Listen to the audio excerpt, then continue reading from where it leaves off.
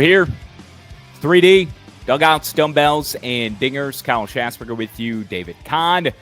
He's on assignment going West Virginia baseball over the next few days. More on that from David and really the state of Morgantown, because I'm sort of worried, very worried after the governor said he's going to be taking the NCAA selection committee to court. Before we touch on that, Kyle, we have to explain to listeners and viewers, follow the YouTube page, subscribe, like it, Dugouts, Dumbbells, Dingers, wherever you podcast, the College Sports Now podcast feed. We appreciate you so much. We're on Twitter. We're on X at 3D Dingers. I'm at Kyle Schass.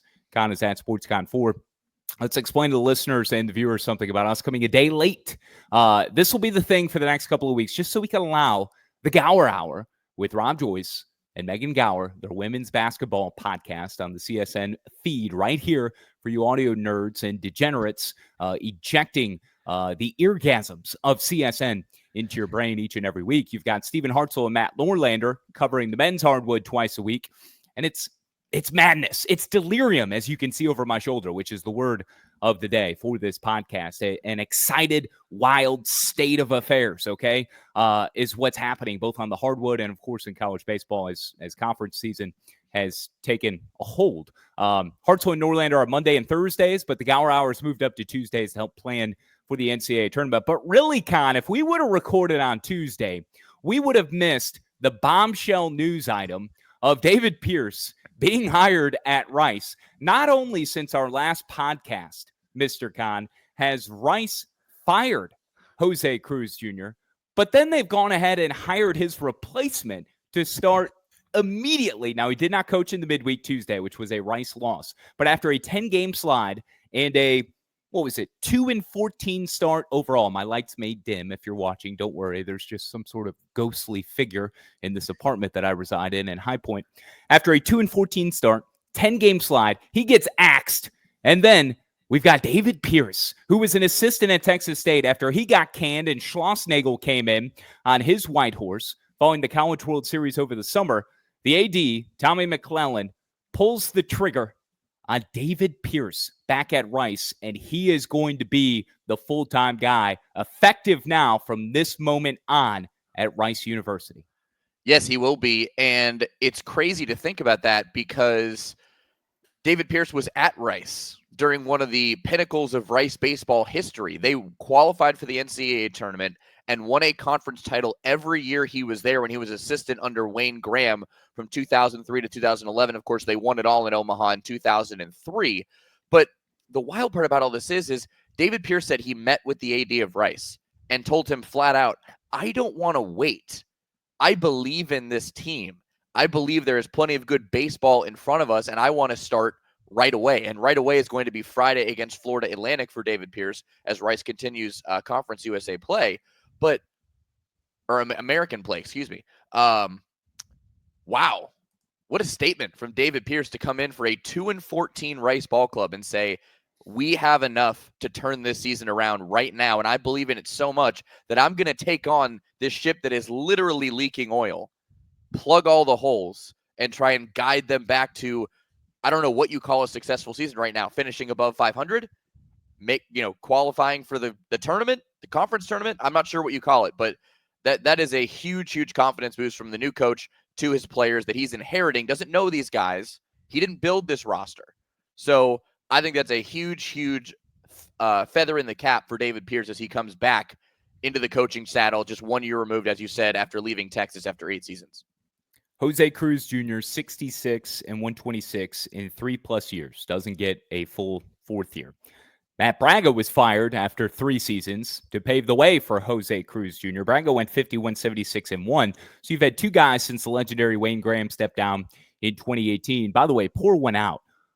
He did pass, okay? He has since passed. So let's just think about everything that Wayne Graham has done, because this is new this season with him leaving us and the imprint that he left on this program as one of the premier college baseball programs, 23 consecutive NCAAs from 95 to 2017.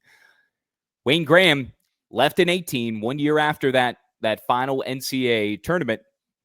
And since then, it's been abysmal. Below that, I mean, it's been horrid. And now you've had this jump in league from CUSA to the American Con, which, we can get to how likely is it that David Pierce, who is steadfast on thinking he could turn this thing around, how likely is it that they can maybe make a run at the AAC? We've seen teams come out of the blue, yours truly in Tulane. I say out of the blue, but, a team not back to win the league, actually do so in the tournament and earn the automatic bid a couple of times. So it is doable. However, he's not going to right this ship that is taking so much water this year.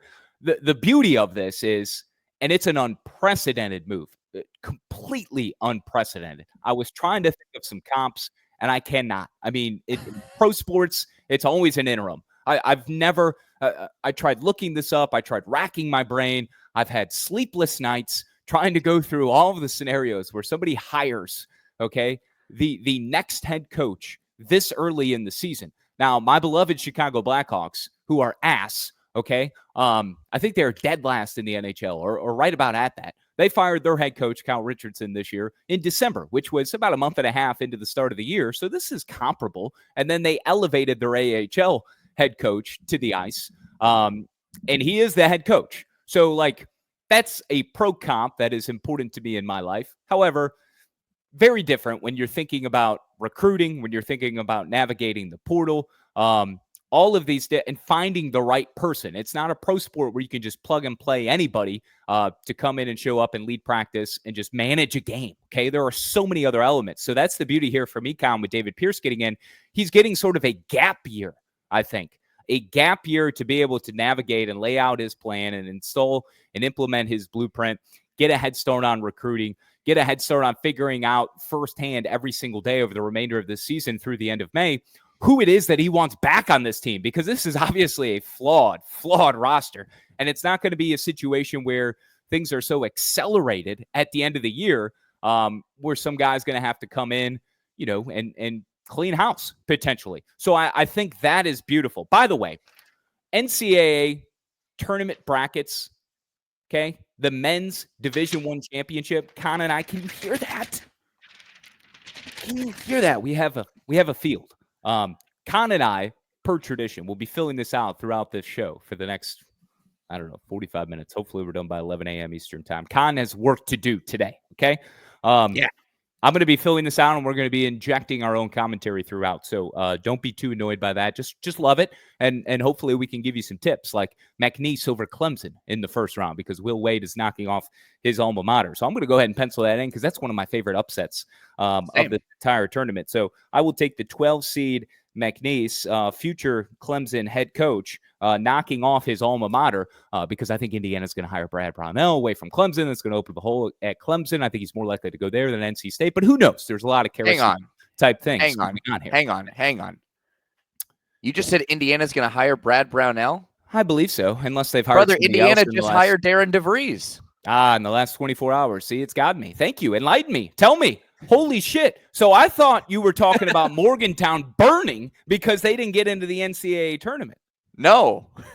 Holy smokes. Okay, breaking news on the show, folks, because I've just come out from an ice bath in a chamber and went bye-bye like Interstellar, like my guy Matthew McConaughey. I just went completely off the grid. I golfed yesterday, Con, I tried to take time away. It was my first true day off where I didn't even I opened my laptop for an hour in the morning. Sorry. Sue me. Has to be done this time of the year. But yes, when did this happen? When did this become official? Okay. So I was in my hotel room getting ready to go get a pump on last night because I had to get my workout in. Got to do it this time of year. I thought you said pom-pom. Okay, pump in. No, pump on. Yes. Pump on. I got you. Yes. So I'm down in the gym. I finish a set. I pull up social media, start looking. And I see a Thamel alert, Pete Thamel. And I'm like, all right, reputable source. What's he got to say? But I see Darren DeVries' photo. I'm like, what in the hell is he tweeting about Darren DeVries? And I open it, and I'm like, uh-oh. Because it says Indiana is targeting Darren DeVries to be their next head coach. And I'm like, wait a minute. I haven't seen anything about this. So I start doom scrolling on Twitter, typing everything in. And apparently for the last day or so, it's leaked out that DeVries is one of the top 3 candidates, along with Drake's new head coach and somebody else. I forget who it was. But I had no clues what's happening. So I texted it to Andrew Caridi, the women's baseball voice of West Virginia, and I said, "Hey, have you heard anything about this?" He goes, "Nope." I'm like, "Uh-oh, okay." So I'm waiting, and I think maybe this is he interviewed or took a call, but isn't going to take it. Nope. 10 minutes later, Indiana's official men's basketball account tweets, "Welcome to Indiana, Darren DeVries," Holy and smokes, bro! everything was set ablaze. I was beside myself, shocked. I obviously don't know what happened. I am not tapped into the West Virginia inner circle.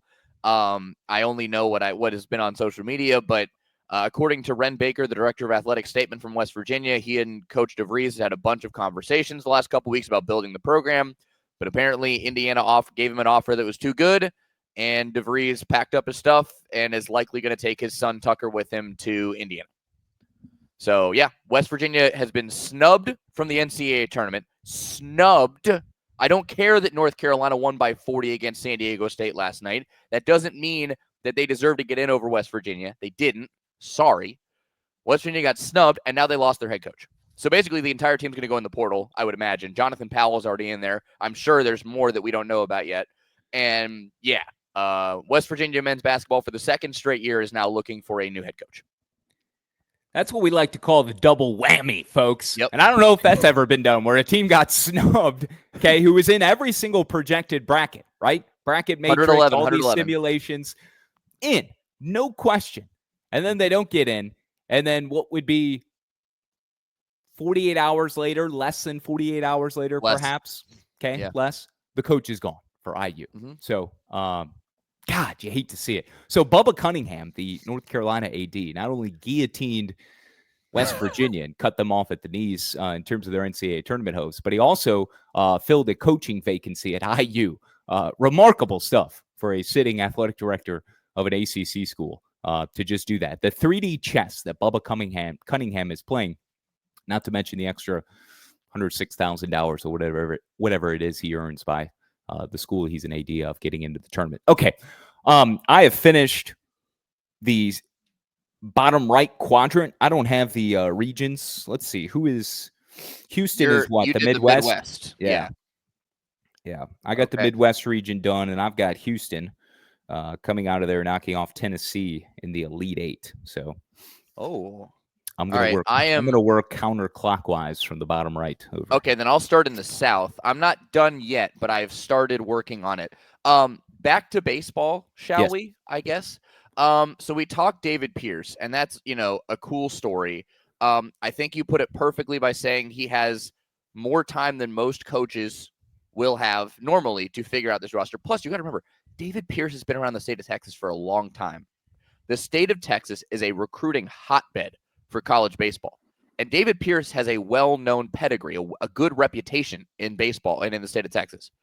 People from Texas, Texas A&M, Texas Tech, Texas Southern, Texas State, UTRGV, UTSA, they're all going to want to come play for David Pierce. I'm telling you, this Rice team could turn it around quicker than most because of the transfer portal. You could just hop in the portal, pack your bags, and get on down the road and, go to Houston, play for Rice, just like that. So watch out. We could see a completely rebuilt roster in a year's time. He was an assistant under Wayne Graham. He knows Rice. He knows that culture. He knows that history. He certainly understands it as much or more than anyone else from 03 to 11. So he was an assistant. That first year was when Rice had won the national championship in 2003. So an assistant at Tulane, your alma mater, Kahn, and then at Sam Houston State, I think it was before that. But at Texas, was it 3 consecutive College World Series? I mean, only at Texas can you have that level of success and then still be canned, right? And he was a drop fly ball away from getting, I think, to a 4th College World Series. So, it's not like Pierce sucked at Texas. He just wasn't Texas Longhorn good enough in the eyes of their administration, which we chronicled this last year with them parting ways with David Pierce kind of quietly and maybe the writing being on the wall, but, trying to put a full court press on Jim Schlossnagle, which they were able to do and pull off the coup overnight, if you will. But the thing was already in action. The works were in order for Pierce to be gone. Should they be able to land Schloss? And I don't think Texas was probably, as we look back on it, Con, I don't think Texas would have necessarily pulled the trigger on Pierce when they did if they weren't totally sure that they were going to be able to land the fish that was the mighty Jim Schlossnagle. So I think there was a lot of back channeling going on there to make sure Schloss was the guy and was going to come. So we'll see if Pierce can restore order. Really a wild development. When I saw the Jose Cruz Jr. stuff Thursday, it was last Thursday. It's just sort of buried. Only us degenerate baseball people who are still just engulfed and consumed by college basketball can somehow persevere in a way to see that nugget morsel of information and find it and be like, what the hell is going on here? So I've been tracking over the last few days and saw Pierce, and good on them for coming through a team that has just been cloaked in mediocrity and really below that, to get a name, to get a guy that was there, a part of such an important brand for a time, and hopefully can restore order. Kahn, you remember when I was in Houston a few years ago, I went to a Rice, Louisiana Tech game with my pops and with Pudge. And, we talked about the doormat that Rice baseball had become. Not dormant in terms of their potential, but a doormat. It has potential, though. It does. And it plays in a league that is winnable. We'll see if David Pierce can flip that switch. Do you want to... Is there anything more on Pierce? 3 regions filled out, by the way. Man, you are fast. I'm going with my heart, baby. No head. Just going with my heart. Do you want to say the quiet thing out loud about Tennessee since we're coming a day after? Oh, yeah. Keep it a secret. They lost. They lost in the midweek to ETSU. Midweeks matter, baby. Midweeks matter. What are we doing? Tennessee now 20-1. They lost to ETSU last night in 10 innings, 7-6. They lost because Grant Gallagher hit a go-ahead home run in the top of the 10th inning for his 12th home run of the season. That's tied for the national lead. Grant Gallagher, the hero for the Buccaneers of ETSU, coming into Lindsey Nelson and ending the undefeated season for Tennessee. By the way, check your calendars, folks. Check the pages. It's still March. We have no more undefeateds. What I say. All right? Come on. Midweeks matter. Undefeateds are over. But props to Tennessee have to be given. Got to give the Vols their flowers because over the weekend, they swept a really good Florida team, and they made them look silly, especially on Saturday. The games were close, I will say that. But Tennessee, they're a freaking wagon, all right? They won Friday 5-3. Liam Doyle outdoes Liam Peterson. Saturday, they have that 9-run 7th inning. Reese Chapman has the kill shot, 3-run homer. Marcus Phillips throws a complete game shutout in his first career SEC start. And then on Sunday, they trail 4-1. They come back, win it 7-4. Dylan Loy, Nate Snead nails in the bullpen. Reese Chapman homers again. Cannon Peebles gives them the lead. I mean, Shaz, this team is unreal. They have so many pieces. They're so deep. Everyone contributes top to bottom. I said so many different names there. You got a guy in Marcus Phillips making his first career SEC start, and he does it against a very touted Florida Gators baseball team, and he shuts them out. I mean, come on. Like, this Tennessee team is awesome. We'll have our backyard breakdown delivered by Borgo Balls, hat tips, SDAs, all that coming up. A little box score bingo. But, yeah, Tennessee, I don't know if we should be worried is what I think we both agree upon. It's baseball. No. That's the beauty of baseball. But D1Baseball.com did TKO Tennessee by moving them up to number 1 after that sweep of Florida, and then they lose probably in the midweek. So you don't see Arkansas losing those midweek games, okay? They got a chance to move to 6-0 and sweeping ORU across Tuesday and Wednesday on the midweek. So more on the Hogs coming up on the back half of the program. So, and when you look at the stats, like Tennessee leading the nation, okay, team statistics in ERA at 1.72. Nobody else is below 2.31. 1.72 in the next closest to Tennessee in terms of team ERA is 2.31, and that's Western Kentucky. The tops, more on the tops coming up later as well. And then Tennessee as a team hitting that batting average of 332 is ranked 9th. Richmond leading the country 359. So this show, Dugouts, Dumbbells, and Dingers, all brought to you by Baseball Barbecue, making patented baseball bat handle barbecue tools. Licensed for the best teams in college baseball, fun and functional. Baseball Barbecue products, perfect for casual fans or serious grillers. Visit baseballbarbecue.com/CSN. Find the perfect grilling gift for the college baseball fans in your life. Get 20% off your purchase by using the code 3D-20. Again, that's baseballbarbecue.com. Follow them on Twitter or X, Baseball Barbecue, Facebook, TikTok, Instagram. They're all there. Go find them, baseballbarbecue.com. Kahn, our boy Rintaro Sasaki finally tapped into his inner long ball over the weekend. Yes, he did. Rintaro Sasaki, he had 3 home runs in 2 days. And I don't know if you saw the videos of these, Shass, but they were moonshots. I mean, that dude has otherworldly power. He destroyed his first home run of the season in Game 2 for Stanford on Saturday as a part of that 3-game sweep of the Duke Blue Devils on the farm. And then his second home run of the day was a 3-run walk-off shot by Rintaro Sasaki. Then he homers again the next day to now have 3 home runs in 2 days. Also, did you listen to the video of his first home run? The Stanford ACC network announcer called it in Japanese. No way. Yes. No, I did not see that. I saw the walk-off one, which came at 8 innings, an 11-1 ball game, but I did not see the first home run. No. Yeah, Steven Schock, I think, tweeted it. And if get that man a job. Get that man the as the next voice in Nebraska. Come on, he earned it. He earned it. He called it not normally in English, and then provided Japanese as the backfill. It was awesome. I was like, oh, this is so cool. That's badass. He did that. For those who are unaware, by the way, Rintaro Sasaki is the all-time high school home runs leader in Japan. He had 140 home runs in high school when he was in Japan. He was going to be the number 1 pick in the Japanese draft. Said, nah, screw that. I'm going to Stanford. And now he sits safely in 14 of his 18 games this year, hitting .338, tied for the team lead with 22 ribbies and 3 dongs. Absolute dongs for Rintaro Sasaki.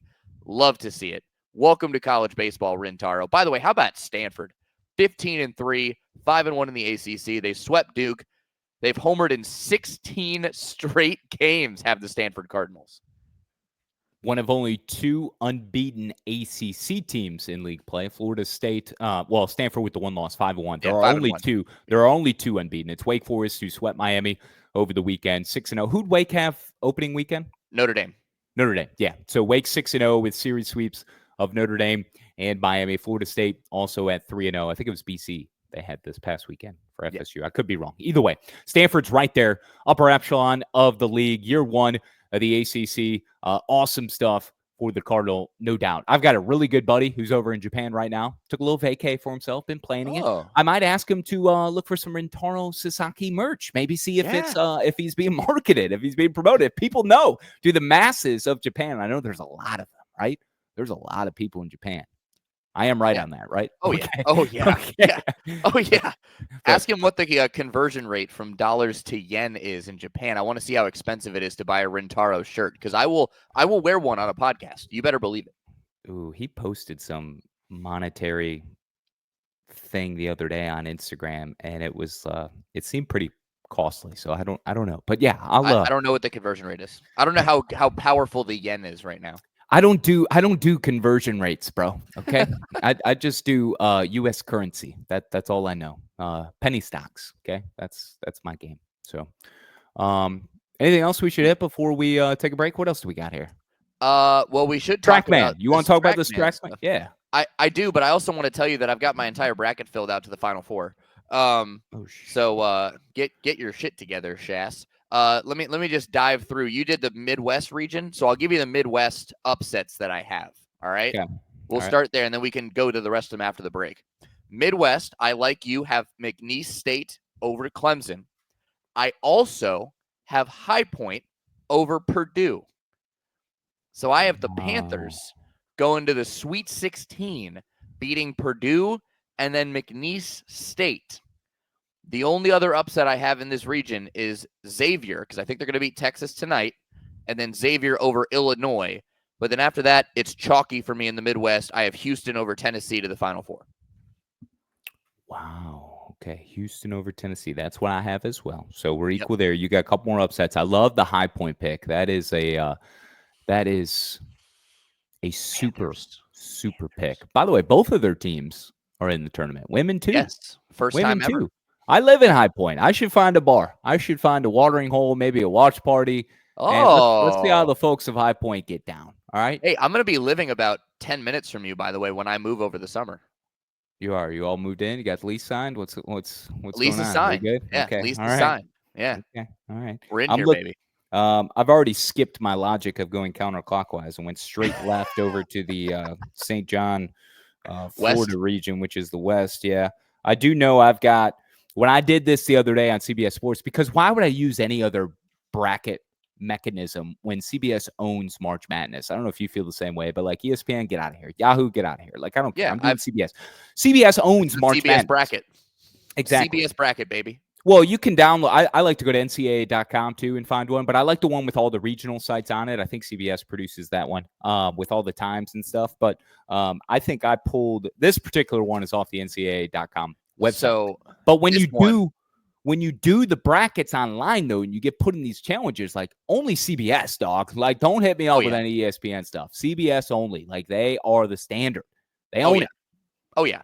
Here's the thing. So if you want the best bracket, in my opinion, Matt Norlander has tagged this bracket because it not only has the regional sites, it has the game dates, times, and television channels.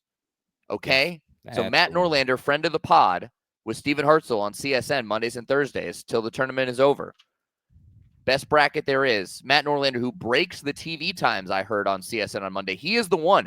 Matt Norlander is the gatekeeper of the times for the NCAA tournament. He is given the green light to say, go forth into the world. Here you are, your tip times. So thank you, gatekeeper Norlander, for putting these times on the bracket and allowing us to have the perfect bracket with everything you need. Regional sites, teams, seeds, records, dates, time of game, television channel, which, by the way, my TV right there, you see it at the Hotel Morgan in Morgantown, West Virginia. No true TV. Couldn't watch the first four. You hate to see it. Well, you travel with a HDMI cord, don't you? No. You should start doing that. I should. And then at least you pull it up on your laptop. Yep. Rookie mistake, bro. I learned that from one and only Michael Felder of CSN lore as well on the football side. He is a a pro's pro when it comes to traveling. Always have an HDMI cord with you. Yep. So when you get in a pickle, but you got screen sharing abilities as well for when you need extra space with your regular work and getting your shit done. TrackMan. Yes. So the SEC head of last week announced and implemented, and then we'll come back with our backyard baseball, our backyard breakdown moment delivered by Borgo Balls and so much more before we close up shop on a Wednesday. But they announced that TrackMan data will be shareable and allowed on tablets inside dugouts and inside the bullpen. Just taking from release that was put out on March 13th. SEC will utilize TrackMan technology to provide in-game data and analytics to coaches and staff via in-dugout tablets during the 2025 SEC baseball season. It's an experimental program. Just browsing through, help you access all the scouting information, tablets. Under the experimental rule, the in-game tablet technology is permitted for use in all conference games in the SEC tournament. What's your reaction to this? Because to me, it's like, is there such thing as too much data? Like, how exactly is this being used? Is this like when, I don't know, Justin LeBron comes to the plate and mashes a 3-run dinger to give Alabama a 3-0 lead in the first inning? We're in the third. And then you have data to exactly where that pitch was or where the pitcher missed, as if your own people didn't chart it correctly or make enough note already, where you can see on the tablet the hot spot, if you will, and know never to make that mistake again. But don't you already know all this stuff through your advanced scouting ahead of time? Like, what real service is this going to provide, Con? That's my question. Yeah. Yep. So I had the same question as you, and reading further into that release, they also said it's being used to improve performance of the umpires. But is that in-game? is that post game? Because if it's in game, this is going to slow the game down dramatically, because let's say there's a pitch, the umpire calls a strike, immediate data on TrackMan says, no, it was 3 inches outside. Can a coach just step out of the dugout and go, hang on, TrackMan says ball? I don't think so. I think it would have been more deliberate if that was part of the release. And I don't think they're trying to sneak one past the goalie in trying to create that extra layer of review, of uncertainty. And certainly that'd be a touch point that would deserve far more attention. And I think there would be more people talking about it. That's a legit question, but because because it doesn't directly say that, I don't think the SEC is looking to dupe us in putting that out there. So, but yeah, it's very hazy. It's very limited, very vague. Of what data will they get? Yeah. Yes. So, to me, the guttural reaction is it's too much. Like, each team is going to be using it to a different cadence. Some coaches, some assistants may be using it more, others less. I mean, I guess that's anything in life, but like, I don't know if I'm the staff of a team or the head coach, it's like we have all these people in place, all these analytic departments. We have our advanced scouting.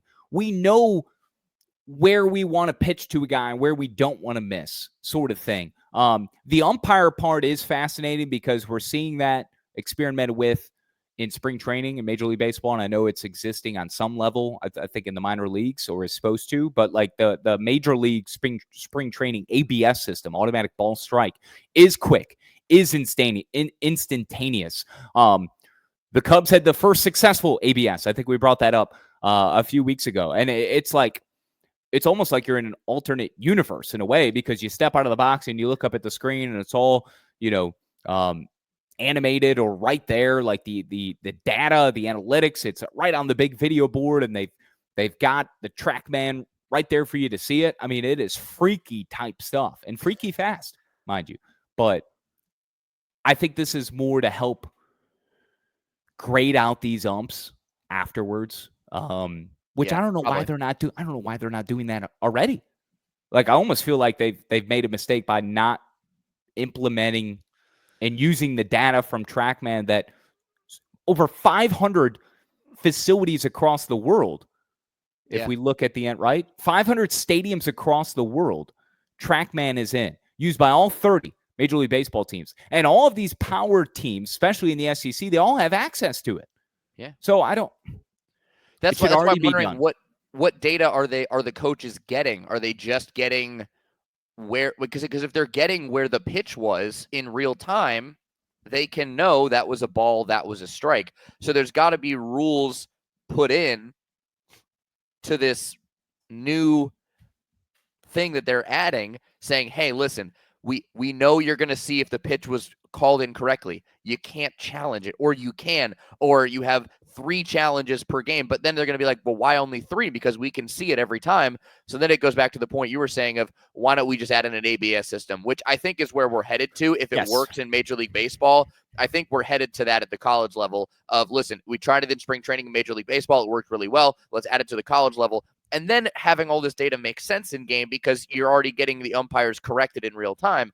But what else is the other purpose of this? Because like you said, they have guys that sit right behind home plate and chart the games. And they have walkies that go back to the dugout and go, hey, yeah, he missed inside there. And the coach goes, yeah, I have 2 eyes, dumbass. I can see that. Right, exactly. It's already, you can see it with the naked eye. These guys have super impressive, supernatural, we'll call it, with what's been happening at your apartment and the freakiness that you were talking about with how it looks with the ABS system in Major League Baseball spring training. But they have supernatural senses, especially seeing, hearing, and reaction time.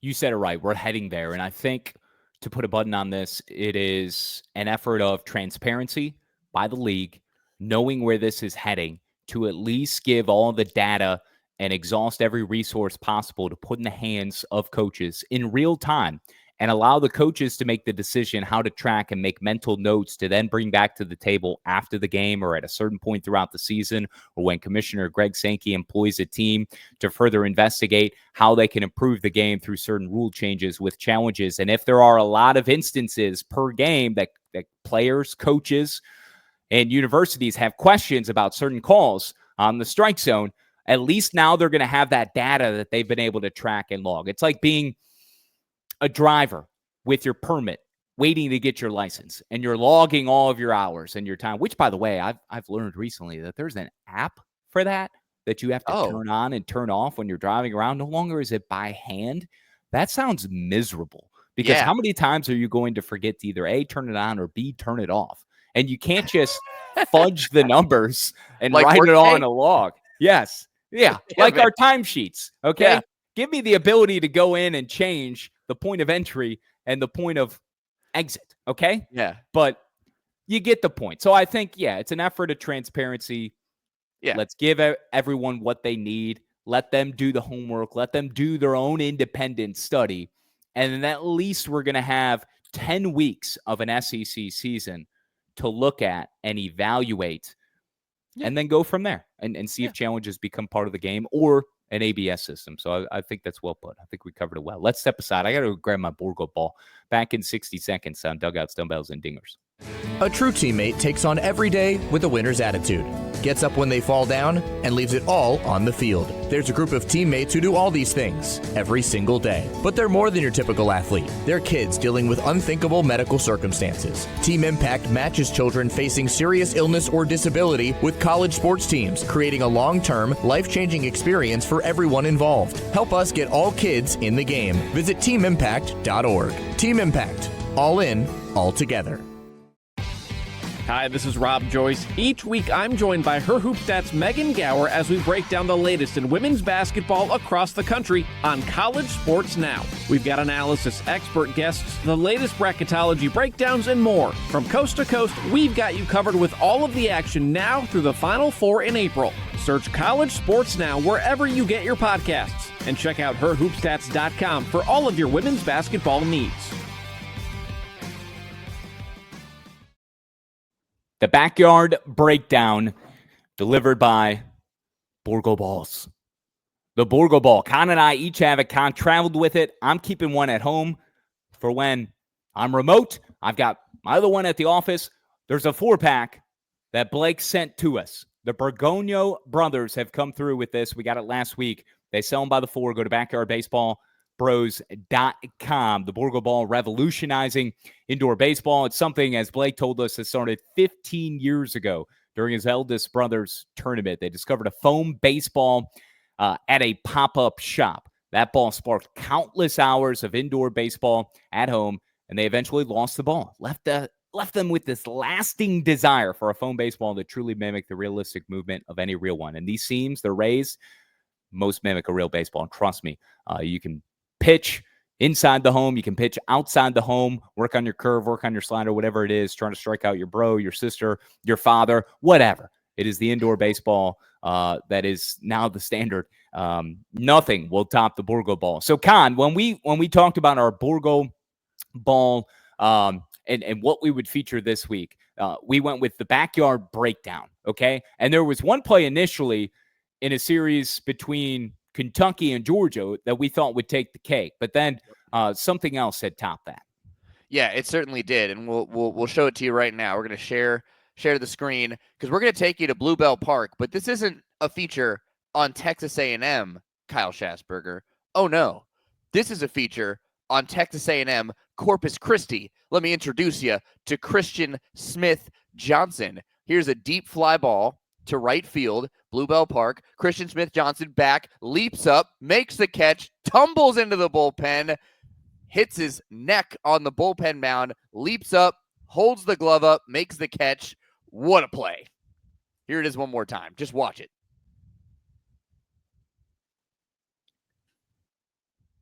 I mean, goodness, that's the play of the year, and it's not even close. So the Backyard Breakdown delivered by Borgo Balls, Texas A&M Corpus Christi, right there is – I've got so many questions on that, though. By the way, go to backyardbaseballbros.com. They're restocking now, okay? They've already dropped 2,000 balls. The balls have dropped, but more are coming. Don't worry. They are restocking. Get your 4-pack of Borgo Balls, backyardbaseballbros.com. How is that an out? I need to know how that is an out. Okay. Because the guy flies over the fence. The ball is out of the yard. He doesn't come down with his feet in the field of play. He's over the fence. Okay. Why is he out?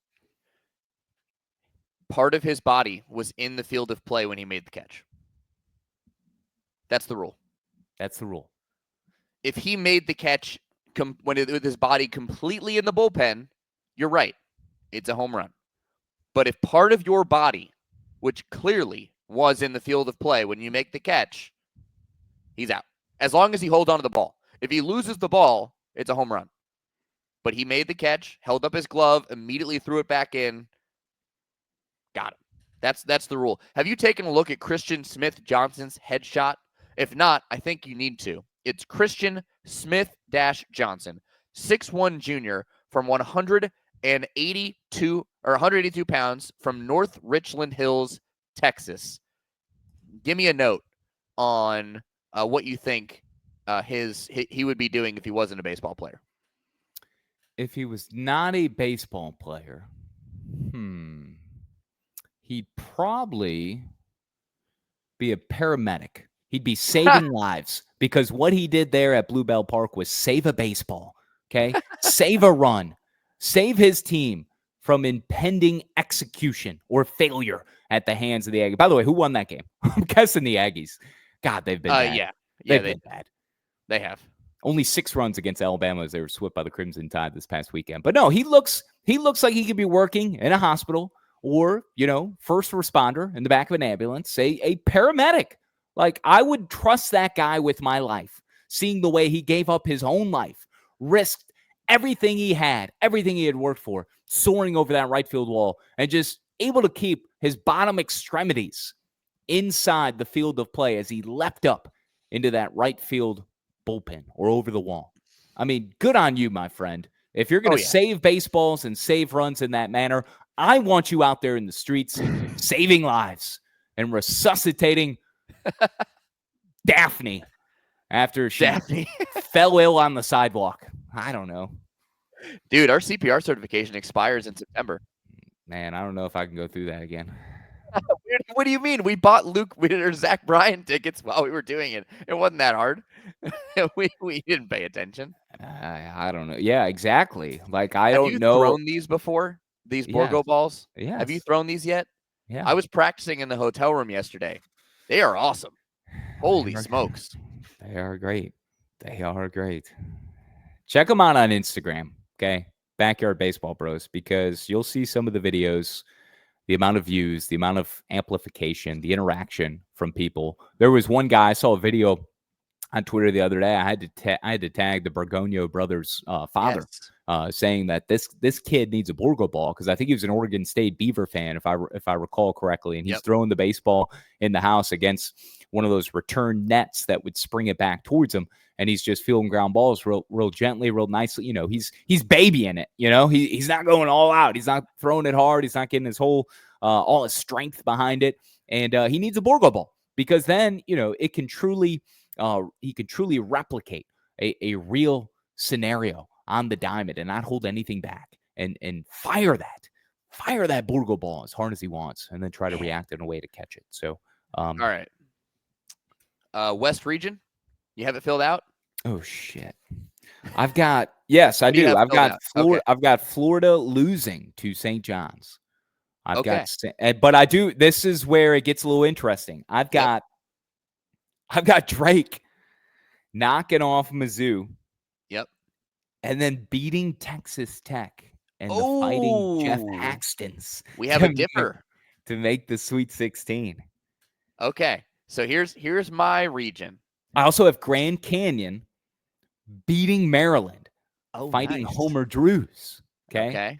Yeah. But then losing to Memphis. So I've got Florida, Memphis, Drake, St. John's, St. John's over Florida. St. John's to the Final Four. We very much differ here in this region. So I have Colorado State beating Memphis and Maryland to make it to the Sweet 16. I have Drake beating Mizzou, so we agree there. But I have Texas Tech beating UNCW, Drake, and St. John's, and Florida. Holy smokes, bro. I have the Fighting Haxtons back to the Final Four for the first time since 2019. Did you see how they rained down threes in Kansas City in the Big 12 tournament? That is a disgusting team. And if they are healthy, if they have all their pieces firing, it is hard to stop that offense, okay? So give me Texas Tech to the Final Four, baby. Florida's wagon derailed in the Elite Eight in San Francisco by Texas Tech. Wow. Wreck 'em, man. That is bold. That is bold. I'm looking at the South region right now, and after what I saw from North Carolina on Tuesday, and just knowing that they don't even belong in this tournament, and then they're up by like 40 at one point over San Diego State, I think they're going to beat Ole Miss, and I also think Carolina is going to beat a wounded and shorthanded Iowa State team to make it to the Sweet 16. So I've got Carolina into the Sweet 16. They're going to lose, I believe, is it going to be Marquette or is it going to be Michigan State? Give me Sparty. So I'm going to go Sparty over Carolina. Okay. And the Auburn-Louisville potential match. Louisville getting an 8 seed is borderline blasphemous. However, it is an indictment on the ACC, so I somewhat understand, but 8 is still magnificently underseeded. But the committee sold this one to Louisville in fantastic fashion by giving them a Lexington game. So it's a de facto home game for Louisville against the number 1 overall seed in Auburn. So that's one way to spin it if you're going to be an 8 seed. However, as much as I want to fancy the idea of Louisville knocking off Auburn, I just can't see it happening. But I do see, Auburn beats Michigan. I want to go with Michigan. Sparty to the Final Four. Sparty over Auburn. Okay, so we have the same Final Four team. We both have Michigan State in the Final Four, but our regions are vastly different. The Auburn-Louisville game will not happen.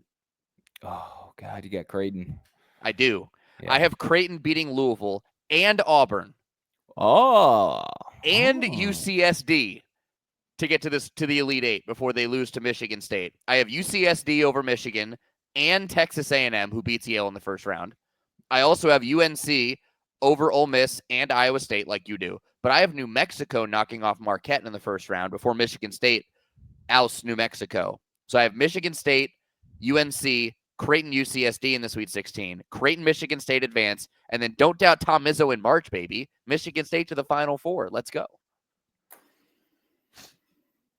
I can't believe you've gone against Brian Bush and taken the Tritons. I just couldn't stomach it. I thought about it. I know it's a trendy upset pick because of the way UC San Diego likes to play. Same thing with the Colorado State over Memphis. I mean, Colorado State is favored in that game over Memphis. Nico Medved has that thing rolling. I mean, Rams are a wagon in a lot of ways. So, we both ended up with Sparty, but in drastically different ways. So I will leave that final region for after some box score bingo. So all right. Let's talk about the 21 inning affair in Division II baseball. Ooh, yeah. How about you? East Stroudsburg down to their final out, trailing by 2 in the 9th. They're able to tie it up at 6, and then they play another 12 innings. A 7-6 Division II walk-off in 21 innings. I think it was one shy of the record. Incredible. Second longest game in Division II history. Ends on a dude's first collegiate home run also. But you look at the line score, it's just, I mean, it's bonkers. It looks like Santa's naughty list. It is. You're exactly right. That freshman, by the way, Ryan Manning, entered as a pinch runner in the 9th inning. He didn't even play most of regulation. He played the entire extra session that they played, and he had his first collegiate home run to walk it off. You're right. It is the second longest game in D2 recorded history.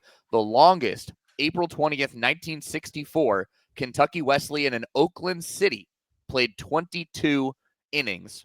And in case you're wondering, the longest recorded game in D1 history, Texas and Boston College played 25 innings on May 30th, 2009. So there you go. And Southern New Hampshire on the wrong end of that one. So Division II finish in 21 innings. Virginia Con may have saved their season this past weekend because they were on the brink of losing a road series at Cal and then came back with 8 runs in the top of the 9th to win 10-8 over Cal. And then they went on to win the series the following day. But 8 runs in the ninth. And then a 9-run second inning the following day to help vault them to that series win. But 8 runs in the ninth inning. They were down 10-2. 7-2. Yeah. 7-2. 7-2. Yes. Yeah. You. They were down 7-2 because Cal added 1 in the bottom of the ninth. But yeah, they were down 7-2 going to the ninth. That scored 8 runs. Amazing. Well done by Virginia. And you look at this box score, like not a lot of players like stand out for their individual stats. Maybe sans Henry Ford, who goes 2 for 4 with 3 RBIs. But other than that, you know, you got a couple other guys at multi-hit games, James Choane, Walter Buchanan, who are pinch hitters. But, like, that's really it. Like, there wasn't, like, a heavy offensive game. Henry Ford homered. He was the only one that homered in the game for either team. It was just a gritty, grinded-out, claw-your-way-back-in game that Virginia happened to pull out. And like you said, it might have saved their season because they lose that game. They fall to 1-4 in the ACC. And then who knows what happens in the series finale. They could be 1-5.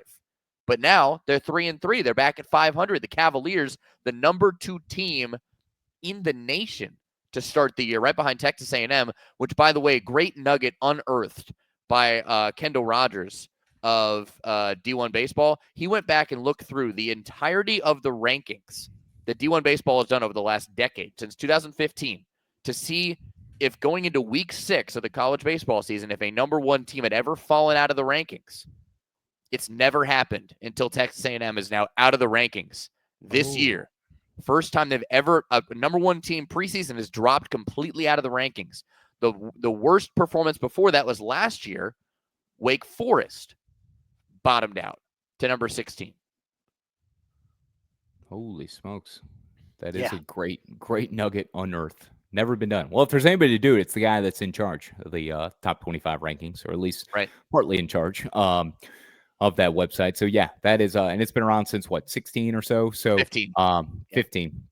Yeah, wild stuff. Virginia 6-0 after defeat this season. So they do get up off the bat. And yeah, 12-6 overall, 3-3, I think it is in league play. Yeah, 3-3. So middle of the pack there. Still time to turn it around. And maybe we look back on this 2 months from now and say, hey, that was the start of the turnaround for Virginia. Certainly saving their season with an 8-run ninth inning to even the series at Cal on Saturday, and they ended up winning the series in Berkeley. Louisiana Tech, the reason why this caught my eye, Kahn, is not because they put up 27 runs in a Friday night win, first ever win at Wichita State, 27-12 win, but the box score, when you look at it, it's, we love the notes. When you look at the box score and you look at the weather notes, it says, quote, really windy. How windy, might I add? Well, the game story notes that gusts were up to 51 miles per hour prior to first pitch. 51. I'm surprised there wasn't more runs. And they were blowing straight out to right at the start of the game, but then they started more of a crosswind after that. So that probably inhibited even more of a power surge, if you will. But yeah, 27-12. Individually, there's not a lot of crazy. I think there was just one 2-run or 2-homer guy. Yeah, Ballard for Louisiana Tech, who had knocked out 2. There were just 5 different players hit home runs. Yeah. 6 total home runs, 5 different dudes. Ballard had the 2. But Eli Birch, though, 7 RBIs. Yeah, 7 RBIs for Birchie. Birch dog.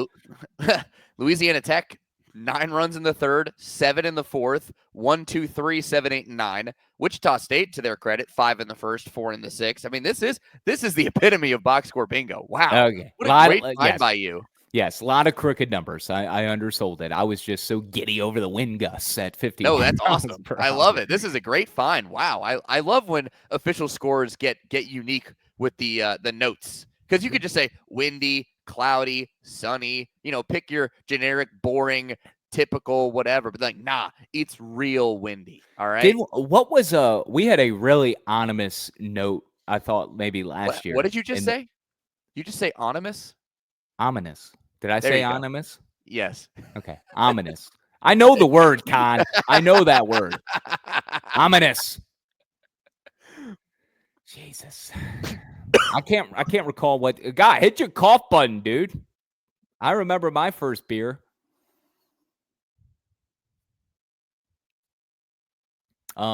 Anyways, moving on. Arizona State, 26-9 They even the series Saturday against TCU. A lot of runs in that one. Most runs ever given up by the Frogs. Most by ASU in a league game since 2000. I'm going to look at this one real time because this one caught my attention only because of the aforementioned Kendall Rogers bringing it up, because we got a huge Big 12 showdown coming up this weekend with Kansas off to their best start in program history taking on Arizona State. Very excited for that matchup because Willie Bloomquist has them boys rolling. I've got a Jayhawk note here too after this game. But yeah, 26 runs, most ever allowed by the Frogs. And you look at the cricket numbers here, 4 in the first, 2 in the second, 9 in the fourth. But then didn't score more than 2 after the fourth inning. Scored in 8 of 9 innings overall, 28 hits, result in 26 runs. And for TCU, they got to 9 thanks to a 7-run eighth. How bizarre is that? 7 runs in the eighth. Being played? Why was this game still being played? I asked the question. Why? Why? You're right. It would have been 24-0. Why? Holy shit. Okay. I didn't even realize. 24-0. We're still playing baseball. That's good. It's a league game. Man, very good. Very good. Not a league game. Non-conference. Didn't count. Arizona and Kansas played in the midweek last night. Not a conference game. It was previously scheduled. No, this had to have been a conf. This was last weekend. Oh, last weekend. Yes. Sorry. Yes, I'm sorry. yes. You're right. This was over the weekend. You're right. Yes, it was. It's Big 12 play. Game. Big 12 play. And then the midweek, again, we're coming a day later, but last Tuesday, Western Kentucky's Ryan Weidman hit for the cycle, had 9 RBIs. I brought this up on the lineup card. I said, look at this midweek game, SIU and WKU. And WKU, the tops, get to a 16-1 start, best in program history, in a 21-2 win over Southern Illinois. 21-2 that sees one of their guys hit for the cycle. 9 ribbies for Ryan Weidman. And then finally, Kansas, a 29-1 win at Minnesota, at US Bank Stadium, home of the Minnesota Vikings, in a game where they went back to back to back to back to back. 5 consecutive home runs, one of which, the third, was from Craig Counsell's son, Brady Counsell, manager of the Cubs. Hit the third of 5 straight homers for the Jayhawks in that 29-1 win. Just absurd stuff. That's nuts. I actually didn't even see that Kansas score 29-1, 5 straight. I mean, I can only remember one time in Major League Baseball that they had 4 straight. The Red Sox did it against the Yankees. I'm sure it's happened more. I just don't know them off the top of my head. But so I tweeted out because I loved it so much. The nostalgia of the stealth, the Easton Stealth bat, which is one that I used. I prefer the Omaha Dynasty or Dynasty, as I called it when I was in high school.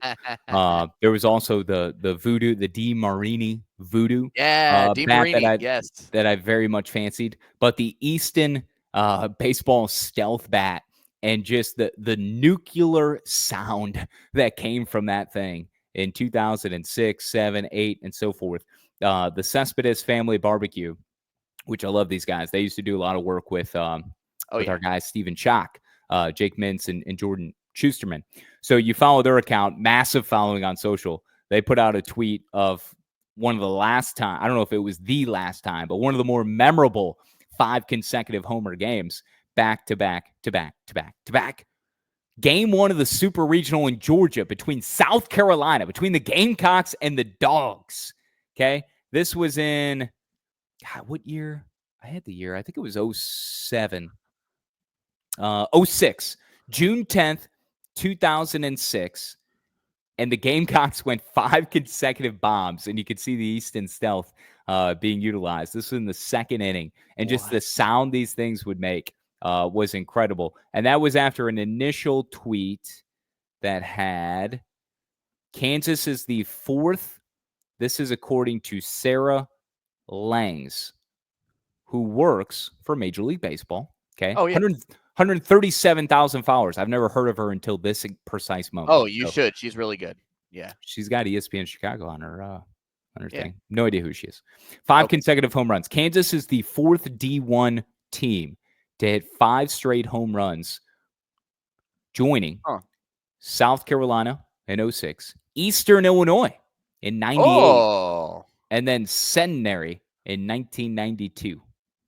Wow. Centenary getting a shout out on Dugouts, Dumbbells, and Dingers. You never thought you'd see that ever. Yeah, let me see if I can where's my Twitter? How do I do this? I'm gonna try and share. I gotta share this nostalgia of the 06 Super Regional. All right, let me go here. Share screen, right? Present, share screen. Yep, and then click share screen. Share screen. Find the tab. There it is. All right, check this out. Hey, you did it. All right. You see this? Oh, look at this. This looks like MVP 04 baseball. Up and away, and it's out of here. The right time. He's now up to 306. Pull the audio down a little. Oh, Justin Smoke. Yes. Wow.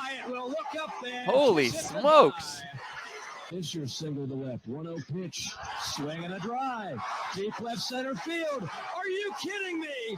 It's out of here. A no doubter for Disher. His 4th straight game. Here it comes. Fastball driven deep left. Goodbye. This is unbelievable. Oh my. Wyatt looks up and admires it over the trees. Oh, he said unbelievable. I know. I hate that word. Consecutive, and it is 8-0. Hey, Shass, there's a lot of green trees there. There are. Swing and a drive. Deep right field toward the scoreboard. It clears it. Another long ball. Poor Justin Smoke's favorite color might be green. Yeah. Because of the green trees. I don't know. Maybe. Poor Georgia. Holy smokes. That's awesome. Great find. Thank you. Let's catch our breath. Set up the weekend. We'll be back in 3D. College sports fans now have access to hundreds of weekly podcasts that zero in on the college sports world. Now available in the Varsity Podcast Network and part of the new Varsity app. The app is free and available from wherever you get your favorite apps. Download the Varsity app today to have access to hundreds of national podcasts as well as your favorite team-focused podcasts. The Varsity Podcast Network now available for free on the Varsity app. Download from the App Store and listen today.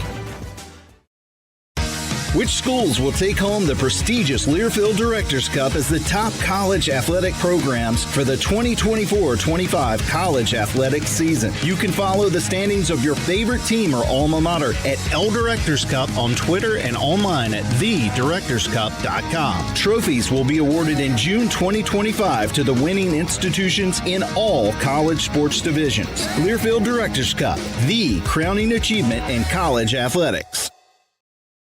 All right, before the dudes, hat tips, and SDAs, anything else we missed coming out of weekend number 5 in college baseball? Kyle Schassburger, David Kahn with you. So grateful that you can join us on Dugouts, Dumbbells, and Dingers. Kahn, let's run through any notable results and then look at the matchups for this upcoming weekend number 6. Did I see right a D3 team beat Washington? You sure did. Pacific Lutheran 3-1 over the Washington Huskies last night. And then they tweeted, hey, at Big Ten, our DMs are open. I love it. SDA. That's awesome. Very good. Very good. So, yes, that did happen. Other notables, we already mentioned ETSU beat number 1 Tennessee. UT Rio Grande Valley. They keep delivering, baby. They just keep doing it. All right. Packed house.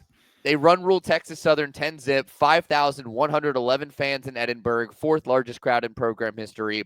Then we stay in the state of Texas. You had UTSA beating number 8 Texas, 8-7-12 to snap a 17-game winning streak for Texas. You have TCU defeating number 15 DBU, Dem Boys, Dem Patriots, 8-5. So they lose. You also have Mercer beats number 5 FSU 9-3. They used their ace, Colton Cosper, in the 7th inning of a midweek game to lock that down to win 9-3. Then Liberty beat Wake Forest 11-8 in the midweek. Wake Forest can't win midweeks. It's upsetting. And then number 19 Southern Miss downs number 18 Ole Miss 6-2 is the final. I did not know that UT Rio Grande Valley was in Scotland. That Edinburgh is spelled with an H at the end. Oh, shit. Yeah, you're right.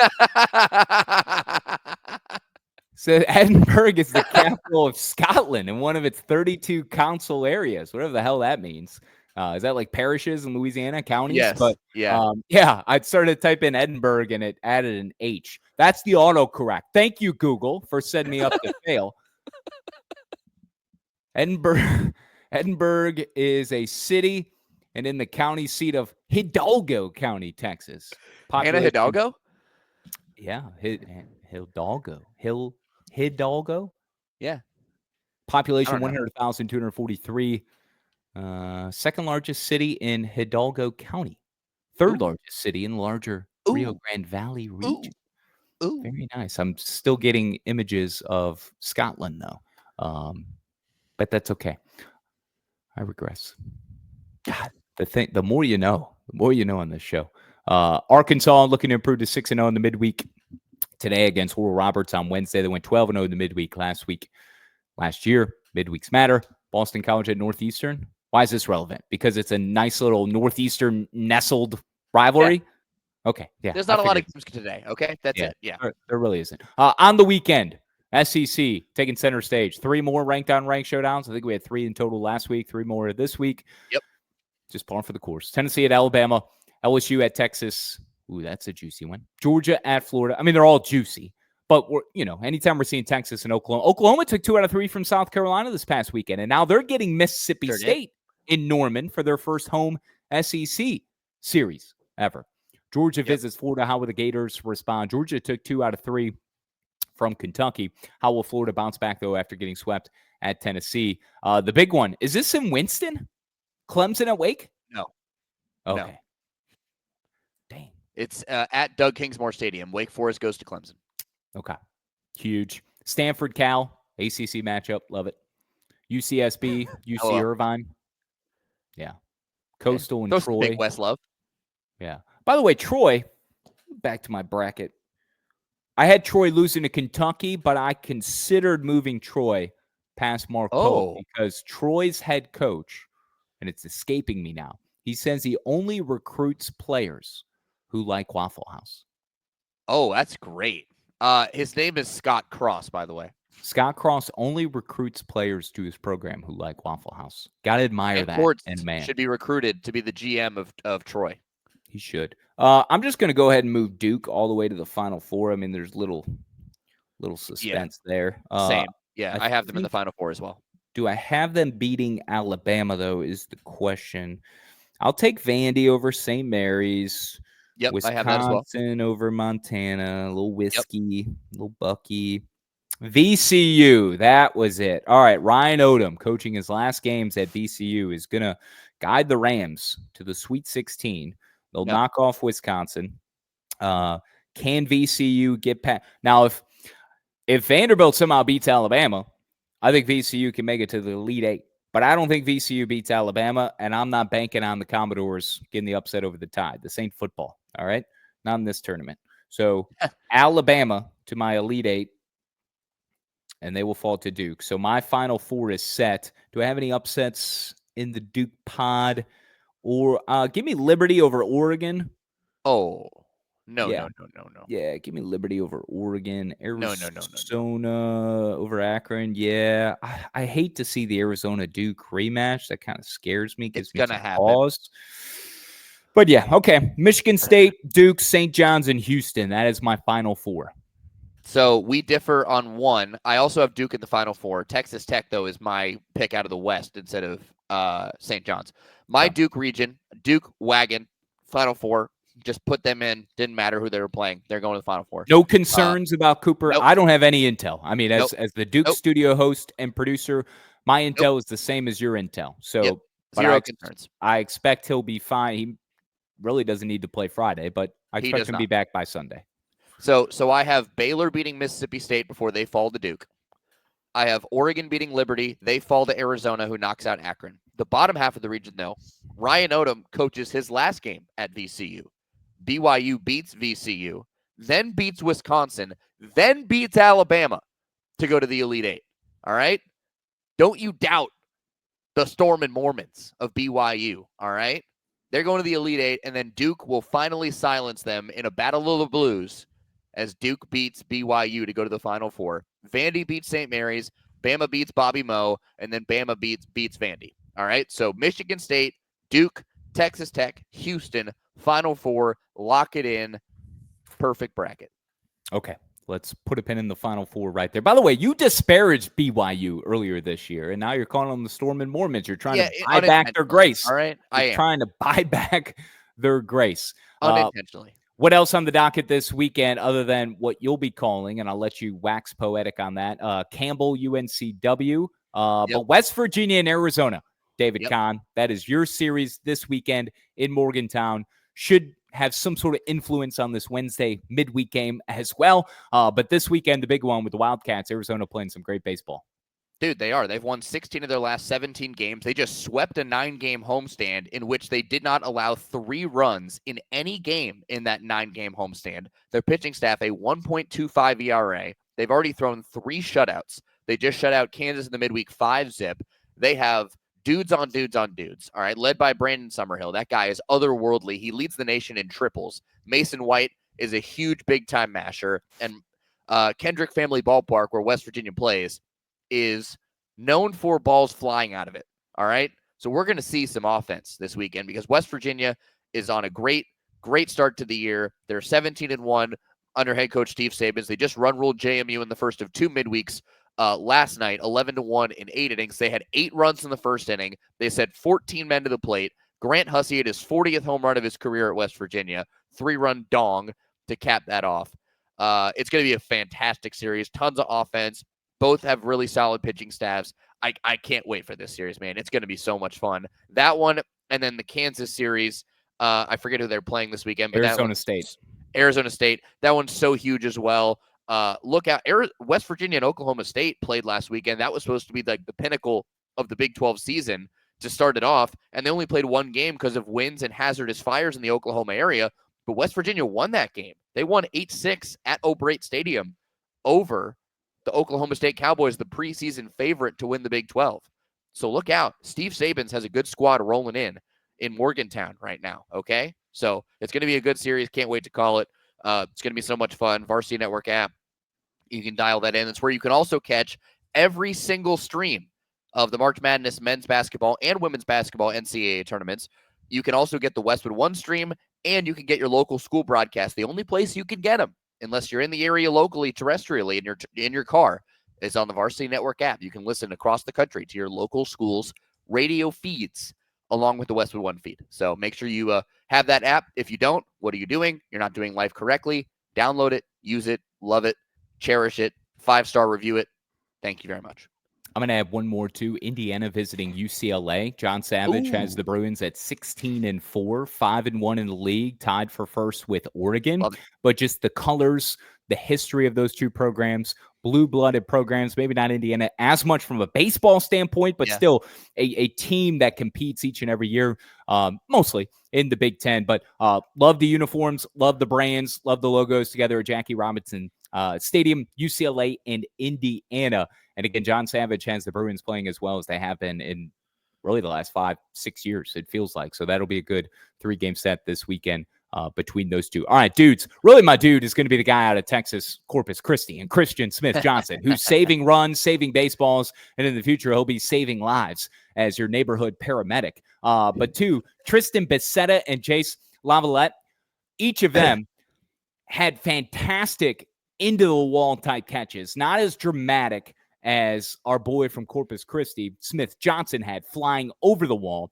But both of them, Warriors giving up their lives and having everything flash before them as they crumpled into the wall in each of their respective games last week in making terrific catches. Very similar to what we've seen from Hunter Ensley. So move over, Hunter Ensley. You're not the only one out there who's able to risk his body in absurd ways and make plays and track down baseball. So those are all dudes. But really, too, we should highlight ECU's Parker Bird, who had his right leg amputated, 3 years ago, and is still out there in an ECU uniform. The comeback that he's had, we documented it a year ago, him getting his first career at bat and a pinch hitting opportunity a year ago. But and then at this stage in his career, still getting opportunities in limited roles and coming through, most notably this week with his first career RBI on a sac fly, and then his first career hit as well on a scorching ground ball to third. I think it had just snuck in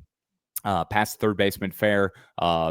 He hit it so dang hard and was able to reach first and then get lifted for a pinch runner. So good on Parker Bird to be able to continue this incredible story of resiliency out of Greenville. It is amazing stuff. I did see that over the weekend. Congratulations to Parker Bird. What an incredible story. So I'm glad that he's mentioned, especially for what he was able to accomplish over the weekend. Sorry, I was just getting a confirmation that I am calling tonight's game against James Madison. So another game on the docket. So I was dealing with that. We're good. My dude, I got two of them. Let me introduce you to Eric Gonzalez from Jackson State. I want you to look these guys up as I'm telling you about them, by the way. Eric Gonzalez, ERICK, from Jackson State.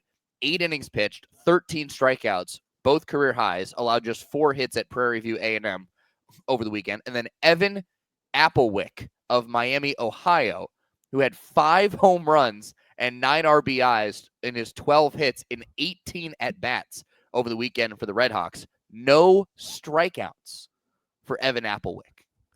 So those are my 2 dudes of the week. But take a look at these guys' headshots and give me your thoughts. You see my thoughts on the screen. I'm going to share one of them. I'm not going to share the other one for obvious reasons.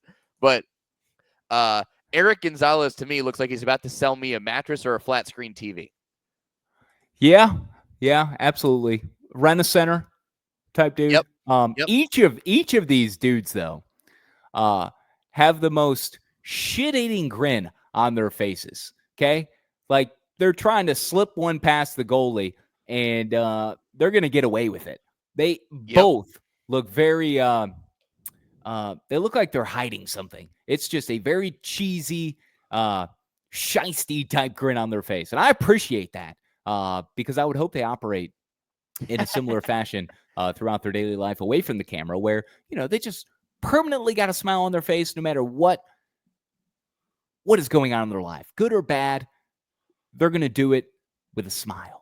And they're going to love it, and they're going to enjoy it, and they're going to sell you the cheese. Both of them look like they can sell me something. Both of them look like, for Evan Applewick, looks like he might have ate too much applesauce before taking that picture as well. But no, these are tremendous-looking lads. We love, if you listen to the show long enough, we love poking fun. And good. It's all in good faith, good humor. So tremendous numbers for those guys. Hat tip, last week, we had my boy from George Mason, okay? James Quinn Irons, who I discovered, who has irons in his hyphenated last name. He's hitting .462 on the year, 9th nationally. And then this week, we have, just to check the box of the gains portion of the program and why Dumbbells is in the show name, we have the Bellarmine baseball team on Saturday after a 10-0 win on Friday during a visit to Eastern Kentucky. After the win Friday, no baseball Saturday because they ended up playing a doubleheader on Sunday. They went to the nearby Planet Fitness and got a pump session and were able to hit the gains.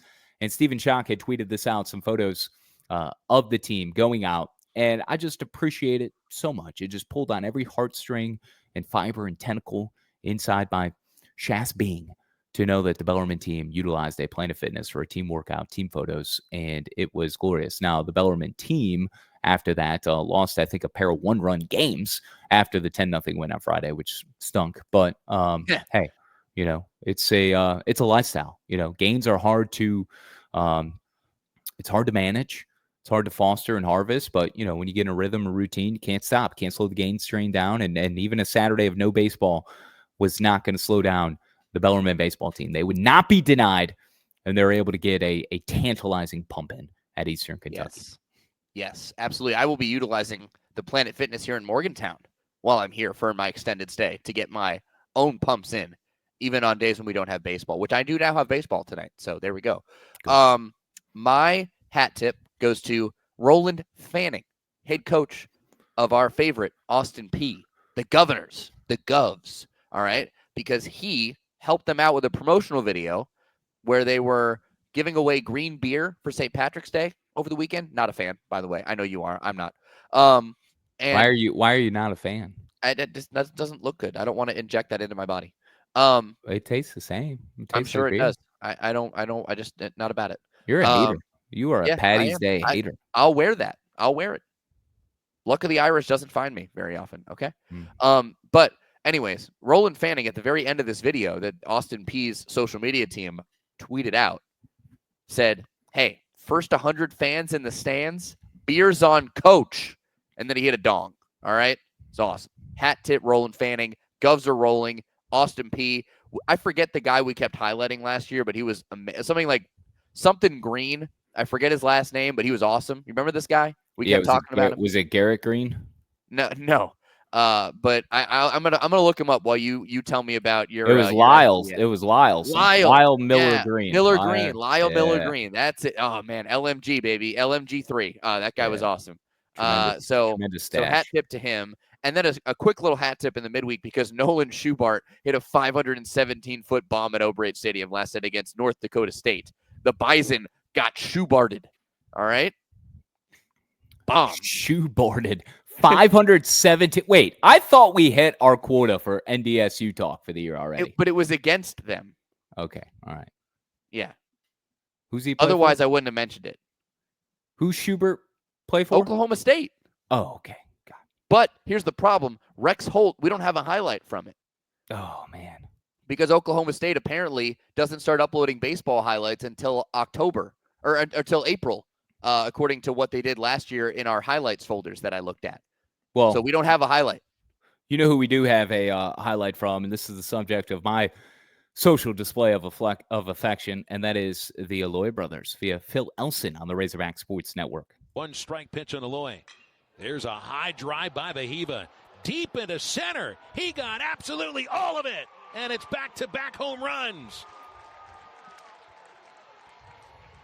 Alloy hits the ball over the center field fence after Davalon goes deep. It's number 7 for Vahiva Alloy. Kuhio Alloy, the batter. He's 0 for 2. McCausland winds up. A slider belted by Alloy. Back-to-back-to-back. It's 3 home runs in a row.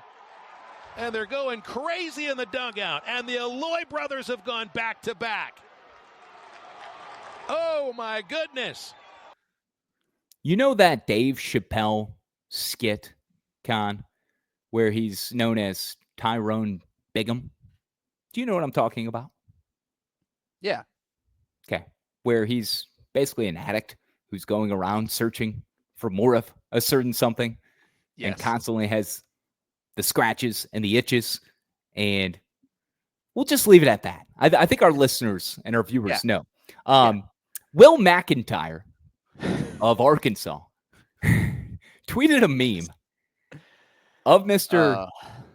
Tyrone Bigham, and in the script said, "Y'all got any more of them Hawaiians?"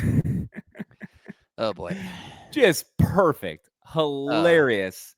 And I'd have to side with him on this. I mean, I want more of whatever Arkansas is getting out of Hawaii because the Alloy brothers in Vahiva and Kahioi have now combined for 17 home runs.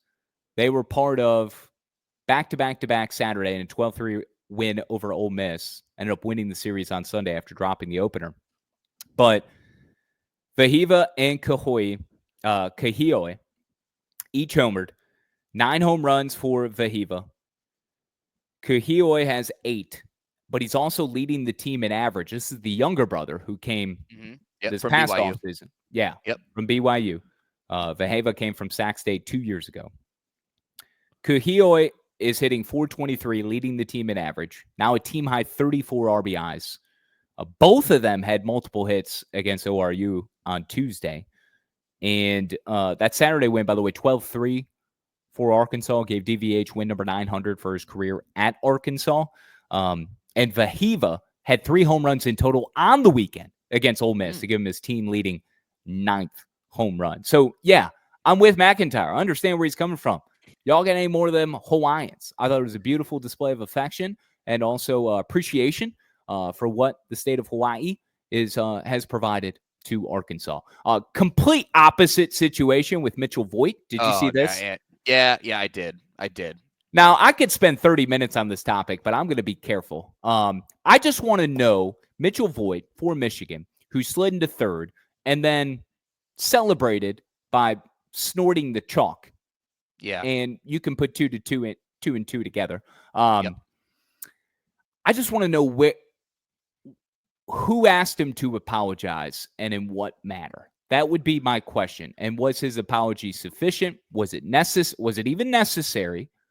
Because I would lean necessary, but I want to know where the outrage actually came from. I want to know the inside baseball of, in that moment, what people were thinking when he inappropriately celebrated. Now, there are tons of examples of inappropriate celebrations, whether it's, hands to the throat, popping a gun, whatever. But we see people holster guns all the time. We see people pulling bows and arrows. We see some aggressive type things.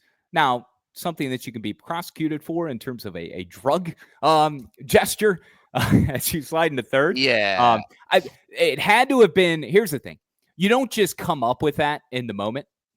It had to have been premeditated, planned out, I would think. I'm not putting this isn't me reporting anything. I haven't talked to Mitchell Voigt. I don't think it was a spur of the moment reaction and celebration. However, I do understand, and I'm not trying to be the fun police, because really I'm the opposite of the fun police. Yes, you are. I'm not condoning. I'm trying to be very careful. I'm not condoning this behavior. However, that sort of reaction and celebration is what, in a greater conversation, helps bring attention to the sport. And there's a huge portion of the population that enjoys that sort of energy. Okay. Yeah. But there's, and it helps grow the game in some ways, but there is a gray line and a gray area here, or a white area that Mitchell Voigt was certainly operating in. And I land on, you can't do that exact celebration. However, I think it causes more good than it does harm, big picture, because I think more people, you see that thing trending on social media, and you see Barstool picking it up, and you see all these other entities and the amount of reaction. I'm just wondering, is this something where Tracy Smith asked him to apologize? Did he know in the moment? How much time passed before he had to come out and apologize? And it seems sort of half-hearted, like, oh, shucks, okay, Dad, like, I'll go apologize, but I don't really, I don't mean it. It's that saying that all press is good press, right? When you're trying to grow the game. And I can see where you're coming from with that, but it's the connotation behind the celebration that's the problem here. Yeah. Because and we don't need to go into what the connotation was. You can watch the video and find it for yourself. But I see what you're saying with the energy and the juice that he brings by celebrating, not necessarily in that manner, but just like the energy he brings to the game in general is a good thing. However, he used it in a negative way, and that's just something that you can't do. And I think it's right for him to apologize, whether it was a sincere, half-hearted, whatever. We don't know. We're not Mitchell Voigt. We're not Tracy Smith. We're not in the Michigan program. But who is really offended by that? That's my question. I feel like I know the answer. Okay. Parents. Yeah. Because are we losing it's college? It's college. You're watching. Parents are watching this. Parents of Mitchell Voigt, parents of other kids that are playing in this game are watching that. And, people do have strong feelings on drug use one way or the other. Sure. And those that have a negative feeling toward drug use will be outraged at that. That's what I want more. Like, when you issue an apology over such a thing, what are you apologizing for exactly? Be more specific. Who has been hurt? Who is asking for the apology? Because otherwise it's like, okay, I'm just checking the box and I'm apologizing for doing it. But like, what are you really sorry for? Like, are people really losing sleep? Are people really hurt over your actions? Like, who thought you should apologize? Is it your sponsor? What's your NIL package? What is your sponsor? Like, I don't know. It's Michigan baseball. Like, I assume you're getting something, right? From someone. You're a name. You're part of a brand. So I'm sure there's protecting maybe that. And that's another, and that makes a lot more sense.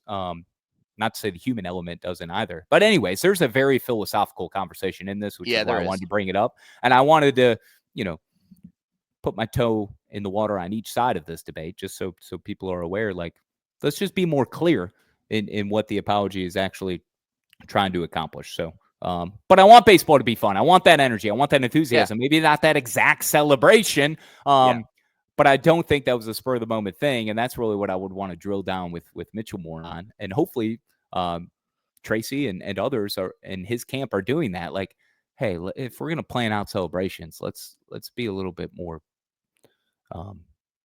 not as reckless. Okay. Thoughtful. Yeah. Just think about him a little more. Think about the connotation you have by doing unique style of presentations, for sure. All right, let's close this out with where we started with my SDA. We started talking about Tennessee, and we're going to go with Tennessee as I present to you the freshest cleats in all of college baseball. Look at these bad boys. All right, look at these. If the freaking thing would load. All right, they're not loading. There you go.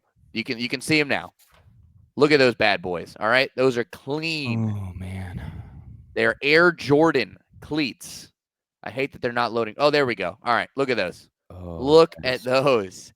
Air Jordan cleats, courtesy of Christian Moore, Blake Burke, Drew Bream, Billy Amick, Kavaris Tears, and Dylan Dreiling. Tennessee has these fresh, new cleats for SEC play. God damn. Yeah. Those are nice. Those are fine. I love the Lil Wayne comment in the thread and reaction when you had that posted, one of the first comments too, because that would be my reaction as well. All right, Con, who you got in the winning in the national championship game? All right, so I have Michigan State and Texas Tech on the left side of the bracket. Don't doubt Tom Izzo in March, baby. Michigan State to the national championship game. On the right side, I have 2 number 1 seeds, Duke and Houston. Don't come at me, chalk talkers. All right, I got plenty of not chalk in this bracket, but I got Duke and Houston.